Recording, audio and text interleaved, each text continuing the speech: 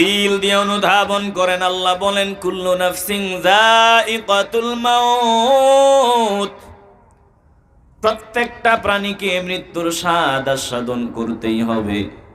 আল্লাহ বলেন এরপরে দুনিয়াতে আমি যে 60 বছর 70 বছরের হায়াত তোরে দিছিলাম বান্দা, 80 বছরের হায়াত দিছিলাম, 50 বছরের হায়াতের জিন্দেগি দান করছিলাম। ওয়া ইন্নামা তুওয়াফাউনা উজুরাকুম ইয়াউমাল কিয়ামা, এই দুনিয়াতে যাই করবা ভালো মন্দ এগুলো সব কিয়ামতের দিন হাসরের ময়দানে বিচারের দিন সব প্রতিদান তোমাদেরকে বুঝায়া দেওয়া হবে। জমিনে যা করবা সেটাই তোমাকে বুঝায়া দেওয়া হবে বান্দা, এই জমিনে যা করবা ওর প্রতিদান তোমাদেরকে বুঝায়া দেওয়া হবে। আল্লাহ বলেন শোনো, ফামান যুহজিহা আনিন নার, যাকে আমি আল্লাহ জাহান্নামের আগুন থেকে দূরে রাখবো, যাকে জাহান্নামের আগুন থেকে দূরে রাখা হবে, ওয়া উদখিলাল জান্নাহ, জান্নাতে প্রবেশ করায়া দেওয়া হবে, ফাকাদ ফাজ, এই বান্দাগুলাই সফল হয়ে যাবে। একটা জবানও বন্ধ রাখা যাবে না। ইমানের আওয়াজ দিয়া বলেন আমরা সফল বান্দা হতে চাই কি চাই না? প্রিয় ভাই, সফল হতে মন চায় না? আসতে বলবেন না, মন চায় না? ওরে ভাই, দুনিয়াতে কোনো সফলতাই নাই। মানুষ দুনিয়াতে যেগুলোকে সফলতা মনে করে এগুলো সফলতা না। মানুষ মনে করে দুনিয়াতে কোটিপতি হইতে পারাটাই সফলতা, লেখাপড়া করার পর সরকারি ভালো একটা চাকরি পাওয়াতেই সফলতা। মানুষ মনে করে সুন্দরী নারী পাওয়াই সফলতা, বাড়ি গাড়ি এগুলো নির্মাণ করা, বাড়ির মালিক হওয়া, গাড়ির মালিক হওয়া মনে হয় এটাই সফলতা। না না না, আল্লাহ বলেন যে বান্দাকে আমি জাহান্নামের আগুন থেকে বাঁচায় দিলাম, যে বান্দা জাহান্নামের আগুন থেকে পরিত্রাণ পেয়ে গেল, আর যে বান্দা জান্নাতি হয়ে গেল, আমার আল্লাহ বলেন এই বান্দা বান্দি হলো সফল বান্দা। একটা জবানও বন্ধ রাখবেন না, ইমানের আওয়াজ দিয়ে বলবেন আমরা জাহান্নামের আগুন থেকে বাঁচিয়া জান্নাত অর্জন করিয়া সফলতা পেতে চাই কি চাই না? ওয়ামাল হায়াতুদ দুনিয়া ইল্লা মাতাউল গুরুর,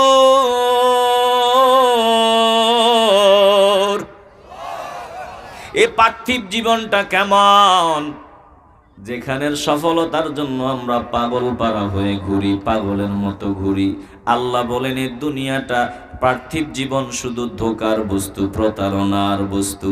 এখানে ধোকাবাজি ছাড়া কিছুই নাই, প্রতারণা ছাড়া কিছুই নাই। এই দুনিয়াতে আসল কিছুই নাই। দুনিয়ার শান্তিটা বাস্তবে অশান্তি। দুনিয়াতে আমরা মনে করি যেই বান্দা দামি কোটিপতি বান্দা, 1000 কোটি টাকার মালিক, বান্দার কয়েকটা বাড়ি আছে, বান্দার কয়েকটা গাড়ি আছে, বান্দা যেখানে মন চায় এখানে যায়, সুখ শান্তির অভাব নাই, মনে করি বান্দা খুব সুখী। খবর নিয়ে দেখেন বান্দার রাতে ঘুম হয় না। কথা বলেন না কেন? এ দুনিয়াতে শান্তির জায়গা? এ দুনিয়া কি শান্তির জায়গা? প্রিয় ভাই, দুনিয়া অশান্তির জায়গা। আল্লাহ বলে শান্তি দুনিয়াতে মিলবে না, কারণ জন্মগতভাবেই কষ্ট আমি তোদের সাথী বানাইয়া তোদের জমিনে পাঠাইছি। জন্মগতভাবে কষ্টকে আমাদের সঙ্গী বানায় দিয়েছেন কে? আল্লাহ। আসতে বলবেন না, জোরে বলেন কে? লাকাদ খালাকনাল ইনসানা ফি কাবাদ। আল্লাহ বলেন নিঃসন্দেহে আমি আল্লাহ মানুষকে বানাইছি আর জন্মগতভাবে কষ্ট যন্ত্রণা মানুষের চিরসঙ্গী বানায় দিছি। ওরে বাবা, একটু চিন্তা করেন, মায়ের পেটের ভিতরে যখন আমরা ছিলাম ওই জায়গাতেও কষ্টের জায়গা। আমার মা আমারে নিয়ে কম কষ্ট পান নাই। সন্তানের মুখ দেখার জন্য মা জননী কম কষ্ট ভোগ করেন নাই। সন্তানের চেহারা দেখার জন্য মা কত কষ্ট করছে। এটা ভুক্তভোগী মা ছাড়া দুনিয়ার কোনো পুরুষের দল কল্পনা করা সম্ভব না। শুধুমাত্র যিনি বানাইছেন তিনি জানেন, আর যেই মা সন্তান পেটে নিয়ে চলে ওই মা জানে একটা সন্তান পেটে নিয়ে চলাফেরা কত কষ্ট। আমার মালিকের জন্যই বলেছেন, শুনিয়ালো ওয়াহনান আলা ওয়াহনি ওয়া ফিসালুহু ফি আমাইন আনিশকুর লি ওয়া লিওয়ালিদাইক ইলাইয়াল মাসির।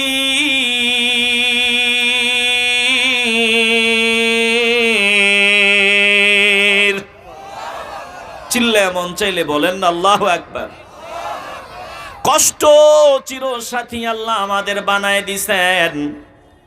মানুষের জন্মগতভাবে কষ্ট আল্লাহ মানুষের সাথী বানায় দিছেন রে বাবা। একটু দিলটা নরম করে দেন। আমার আল্লাহ জানেন একজন মা সন্তান পেটে নিয়ে কত কষ্ট পায়, আর যেই মা সন্তান পেটে নিয়ে চলে ওই মা জানে সন্তান পেটে নিয়ে চলাফেরা কত কষ্ট। আমার আল্লাহ এজন্য বলেন, শোনো ওয়াহনান আলা ওয়াহনিন, তোমার মা যে তোমার পেটে ধারণ করেছে শুধু আমি সংক্ষেপে এইটুকুন বললাম। আল্লাহ বলেন কষ্টের পর কষ্ট করে তোর মা তোরে পেটে ধারণ করেছে, এরপরে জমিনে আসার সময় মা জীবনের ঝুঁকি নিয়ে আপনাকে আমাকে জমিনে আসার সুযোগ করে দিয়েছে। আল্লাহ বলেন ফি আমাইন, জমিনে আসার পর 2টা বছর পর্যন্ত স্তনের দুগ্ধ পান করাইছে। এ মুসলমান ইমানদার নবীর আশিকের দল গো, দিলটা নরম করে দাও। কষ্ট ছাড়া জিন্দিগির কোন সময়টা আছে পারলে দেখা দাও। মায়ের পেটের ভিতরে কষ্ট, জমিনে আসার সময় কষ্ট, আসার পরে কষ্ট, জমিনে কোন কাজটা কষ্ট ছাড়া আছে একটু আমারে জানায় দাও। এমন কোন কাজ নাই যেই কাজে বান্দার কষ্ট নাই। খাওয়া দাওয়া খাইবা মজার খাবার, ওটাতেও কিন্তু পরিশ্রম আছে। এরপরে বাথরুমে যাওয়া কষ্ট, ঠান্ডা পানি দিয়া ওযু করা কষ্ট, জমিনে তুমি কাজ করবা কষ্ট, এরপরে যখন একটু বড় হইবা লেখাপড়ার পরিশ্রম আর কষ্ট, সফল হওয়ার জন্য কতই না কষ্ট। ও বান্দা চাকরিতে যাও সময় মতো আসো সময় মতো যাও, জমিনে প্রত্যেকটা মুহূর্ত শুধু কষ্ট আর কষ্ট। আবার যাওয়ার সময় বান্দার কষ্ট আর কষ্ট। জোরে কোন ঠিক কিনা? ও ভাই কিসের আরাম? এ দুনিয়া আরামের জায়গা না রে বাবা। তুমি বলো আমি আরামসে আছি, যাওয়ার সময় তো কান্না করবা। জমিনে তুমি 10তলা ভবন 10টা বানাইছো, 1000 কোটি টাকার মালিক তুমি হইছো, যাওয়ার সময় তো জন্মের কষ্ট নিয়ে বিদায় হইবা। তো দুনিয়াতে আরাম কিসের? বিবির কাছ থেকে কষ্ট পায়, সন্তানের ব্যবহারে কষ্ট পায়, ব্যবসা বাণিজ্যের কষ্ট, কত ঝামেলা, কত যন্ত্রণা, কত কষ্ট জমিনে। আবার যদি বলো আমি ভালো আছি, যদি গাদ্দারি করিয়া বলো না আমি সুখেই আছি, ওরে বাবা বলবো কান্না করে তুমি জমিন থেকে বিদায় হবা। চূড়ান্ত সময় কষ্ট নিয়ে বিদায় হবা। কেমন কষ্ট? এই বাড়িটা পড়ে থাকবে, এই বাড়ির দিকে তাকাইয়া থাকবা, জমিন থেকে তুমি বিদায় হবা। এ মুসলমান ইমানদার, আল্লাহ বলেন কষ্ট মানুষের চিরসাথী বানায় দিছে আমি আল্লাহ। মুসলমান ইমানদার, আমাদের কষ্টটা তখনই কাজে লাগবে আমরা যদি কষ্টটা একজনকে কেন্দ্র করে করি, একজনকে পাওয়ার জন্য করি। নবীকে জীবনের চাইতে বেশি মহব্বত করি একজনকে পাওয়ার আশায়, বিবির খেদমত করি, বিবির হক আদায় করি একজনকে পাওয়ার আশায়, সন্তানের হক আদায় করি একজনকে পাওয়ার আশায়, পীর সাহেবের সাথে বেয়াদবি করব না একজনকে কেন্দ্র করে। আমার গোটা জিন্দিগির সব স্বপ্ন চিন্তা চেতনা যদি একজনকে কেন্দ্র হয়, আমাদের জিন্দিগির প্রতিটা শ্বাস প্রশ্বাস, প্রতিটা কষ্ট কাজেই লেগে যাবে। জোরে কোন ঠিক কিনা? এ ভাই দুনিয়া বেশি দিনের জায়গা না। আমার মালিক বলেন কাইফা তাকফুরুনা বিল্লাহ, কিভাবে তোমরা আমাকে অস্বীকার করো। ওয়া কুনতুম আমওয়াতা, অথচ তোমরা ছিলে মরা। ফাআহইয়াকুম, আমি আল্লাহ তোমাদের জীবন দিলাম। এরপরে সুম্মা ইউমিতুকুম, আল্লাহ বলেন এই জিন্দেগির পর তোমাদের মরণ দেওয়া হবে। এই মরণের পর আবার কিন্তু আমাদের জিন্দা করা হবে, এরপরে আর মরণ হবে না। একটু ভালো করে খেয়াল করেন, আল্লাহ বলেন আমরা ছিলাম মরা, আল্লাহ বলেন আমি তোমাদের জীবন দিলাম, এরপরে তোমাদের মৃত্যু আসবে। মরার পর মানুষ সাদা কাপড়ের প্যাকেট বানাইয়া কবরে রেখে চলে আসবে। মানুষ মনে করবে যে কবরে রেখে আসলাম, বাস আমরা বাঁচিয়া গেলাম। হ্যাঁ, দুনিয়ার মানুষ বেঁচে গেল, কিন্তু তোমার বাঁচা নাই। ওরে বাবা, আমি বলবো আপনার এই দেহটা চিন্তা করবেন যে মাটি খেয়ে ফেলবে, আর কি অসুবিধা হবে? একটু দিল দিয়ে অনুধাবন করেন, দেহ মাটি খাবে, কিন্তু আপনার আসল মানুষটাকে মাটি খাওয়া অসম্ভব। আসল মানুষটাকে মাটি খাবে না। যেই মানুষ ভেতরে আছে বলেই আপনাকে আঘাত করলে আপনার সহ্য হয় না, ওই আসল মানুষটারে মাটি খাইয়া শেষ করতে পারবে না। আসল মানুষটাকে কিন্তু গ্রেফতার করে নিয়ে যাওয়া হয়েছে। তবে যে বান্দা দুনিয়ার সব কিছুকে আল্লাহর উদ্দেশ্যে নিবেদিত করে দিয়েছে, এ বান্দার গ্রেফতারের ধরনটা হলো বড় চমৎকার, বড় সুন্দর। আর যে বান্দা দুনিয়াদারির চিন্তায় আল্লাহকে ভুলিয়া গেছে, ওই বান্দার গ্রেফতারের ধরনটা বড় ভয়ঙ্কর। দিল দিয়ে অনুধাবন করেন, এদিকে আমি আলোচনা করব না। প্রিয় ভাই, ভিআইপি বান্দারের গ্রেফতারের ধরন আপনারা দেখেন। প্রশাসনের লোক আসে, সালাম দেয়, হাত জোড় করে বলে আমাদেরকে একটু সহযোগিতা করেন, উপরের নির্দেশ আমরা অমান্য করতে পারি না, আমরা জানি আপনি সম্মানী, উপরের নির্দেশ পালনার্থে আসছি, একটু চলেন, আমগরে সহযোগিতা করেন। ভিআইপি বান্দাকে গ্রেফতার করলে হাত কড়া নাই, ডান্ডা বিড়ি নাই, সম্মানের সাথে নিয়ে যায়, তিনিও স্বইচ্ছায় সুন্দরভাবে বের হয়। আর যদি নিম্ন কোয়ালিটির বান্দারে গ্রেফতার করতে প্রশাসনের লোক হাজির হয়, ধরার জন্য আসে, দৌড় মারে, দৌড়াইয়া যদি খালে লাফ দিয়া পড়ে, পুষ্কুনিতে পড়ে, ওখানে লাফ দিয়া পড়ে, ধরে, তারপরে ইচ্ছা মতো প্রহার শুরু করে দেয়। ধর আর মার, কারণ এটা নিম্ন কোয়ালিটির আসামি। জোরে কোন ঠিক কিনা? এ মুসলমান ইমানদার নবীর আশিকের দল গো, দিল নরম করে দাও। কি মনে হয় কথাগুলো ভুয়া, বাজে? না না না, এগুলো ভুয়া কথা না, বাজে কথা না। টের পাইবা, টের পাওয়ার সময় কিন্তু বেশি দূরে না, খুব নিকটে।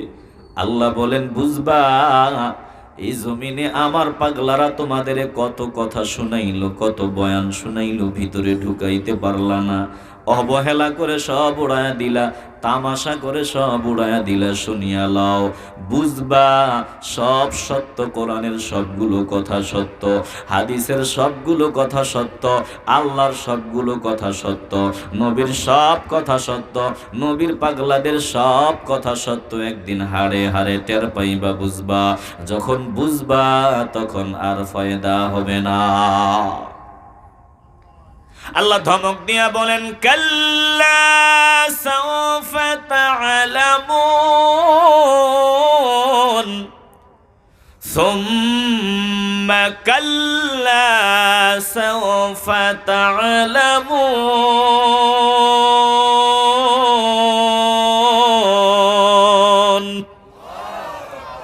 শীঘ্রই টের পাবেন।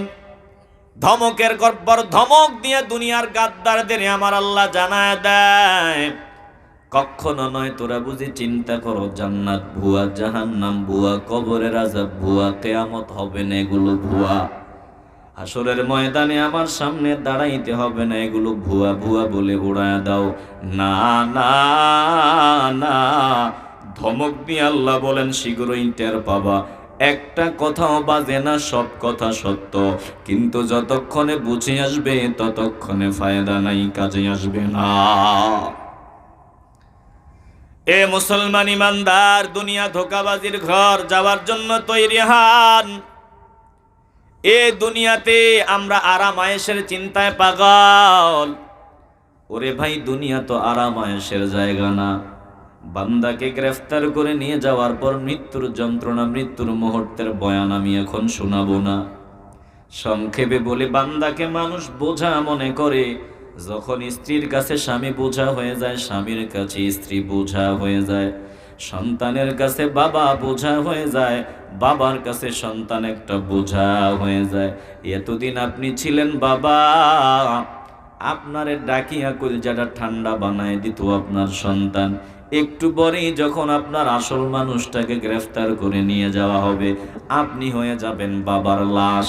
সন্তান বলবে বাবার লাশটাকে ধরো, বাবার লাশটারে গোসল দাও, বাবার লাশটারে সাদা কাপড়ের প্যাকেট দাও, বাবার লাশটারে জন্য কবর খনন করো। বিবির কাছে তুমি হবা স্বামীর লাশ, বিবি বলবে আমার স্বামীর লাশটারে ধরো। ও মুসলমান, দোস্তের কাছে তুমি হবা দোস্তের লাশ, দোস্তকে কিন্তু আমার আল্লাহ গ্রেফতার করে নিয়ে গেছে। এই যে সাদা কাপড়ের প্যাকেট বানাইয়া মাটিতে গর্ত খনন করিয়া মাটি চাপা দিয়া জমিনের মানুষগুলা বিদায় হয়। আল্লাহর নবী বলেন, দুনিয়ার মানুষ শুনিয়া লও, মানুষ মনে করে আমরা মানুষ যখন বিদায় হয় মাটি চাপা দিয়া ঘরে চলে আসে, জুতাগুলা পায়ে দিয়া যখন হাঁটা শুরু করে দেয়।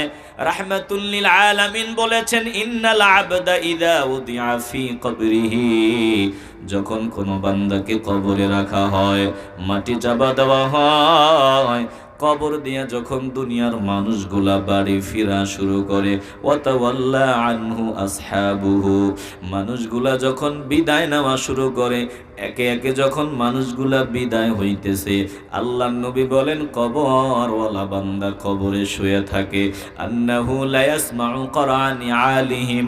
রাহমাতুল লিল আলামিন বলেন, কবরওয়ালা বান্দা কবরে শুইয়া দুনিয়ার মানুষগুলা যে বিদায় হয়, দুনিয়ার মানুষগুলার পায়ের জুতার যে একটা শব্দ হয়, ওই শব্দটা কবর থেকে শুনতে পায়। এ মুসলমান, ভাবছেন কি কবরের আযাব হবে না? না না না, কসম আল্লাহর, কবরের আযাব সত্য।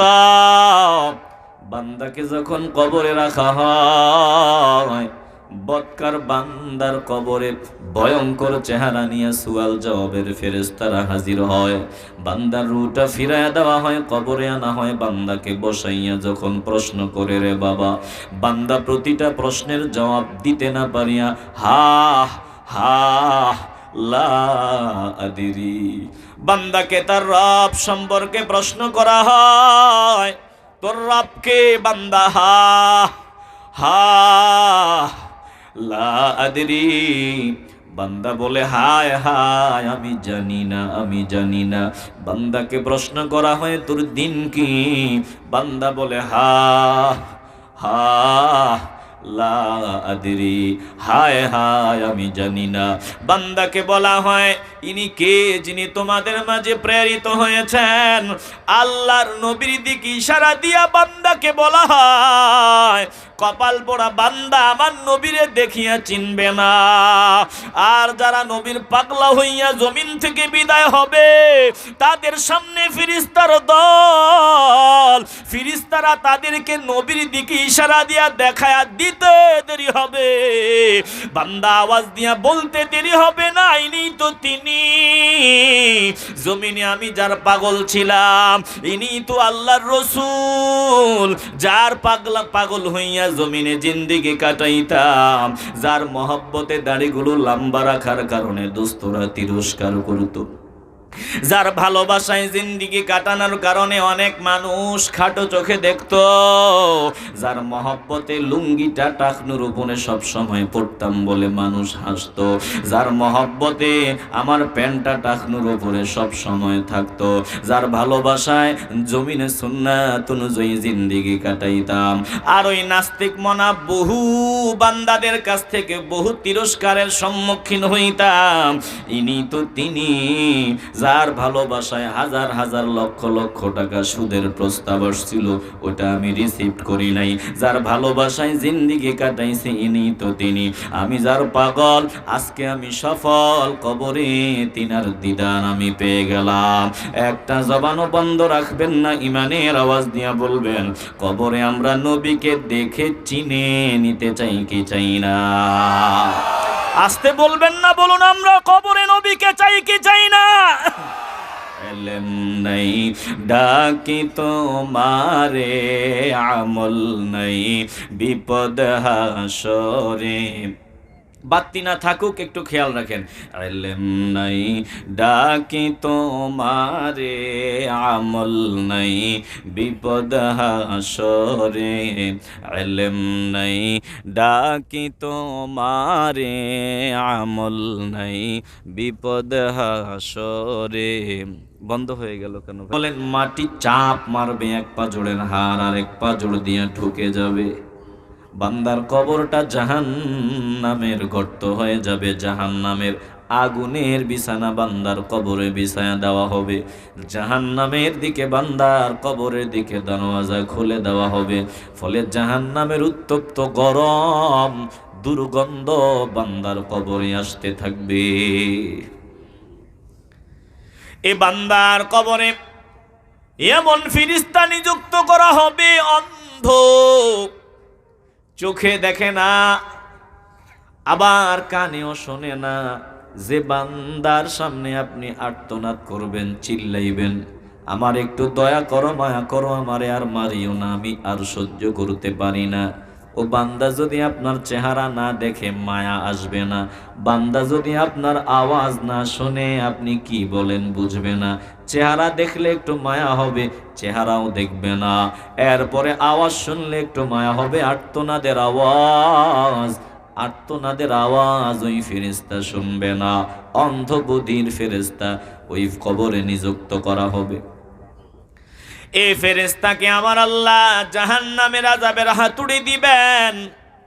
ওটা কেমন? বলে ওটা দিয়া যদি পাহাড়ের উপর আঘাত করা হয়, মুহূর্তের মধ্যে পাহাড় ধুলা ধুলা হয়ে যাবে, পাহাড় ধুলা ধুলা হয়ে যাবে। লাসারাত তুরাবা, পাহাড় ধুলা ধুলা হয়ে যাবে। এই হাতুড়ি দিয়া বান্দাকে আঘাত করা হবে, আঘাত। এখন আপনাদের মনে চিন্তা আসতে পারে, এমন হাতুড়ি দিয়া যদি আঘাত করে বান্দার হাড্ডি গুড্ডি সব জমিনে মিশে যাবে, বান্দার আর অস্তিত্ব থাকবে না, বান্দা তো মিশে যাবে, বান্দার থাকবে না। আল্লাহ বলেন শুনিয়া লও, মুজরিমিন হইয়া যদি আমার কাছে আসো, পাপিষ্ঠ হইয়া যদি আমার কাছে আসো, ওখানে আযাব দেখে, আযাবের কথা শুনে তোমাদের মনে হয় যে মরে যাবা। বলে না না না, ওখানে তোমরা মরবা না, আবার বাঁচার মতো বাঁচবা না। আল্লাহ বলেন ইন্নাহু মাইয়াতি রাব্বাহু মুজরিমা ফাইন্না লাহু জাহান্নাম লা ইয়ামুতু ফিহা ওয়ালা ইয়াহইয়া। একটু দিল থেকে বলুন না আল্লাহু আকবার। এ ভাই দিলটা নরম করে দেন। আল্লাহ বলেন যদি মুজরিমিন হয়ে আমার সামনে আসো, গুনাহগার হইয়া যদি কবরে যাও, আমার আল্লাহ বলেন এমন ভয়ঙ্কর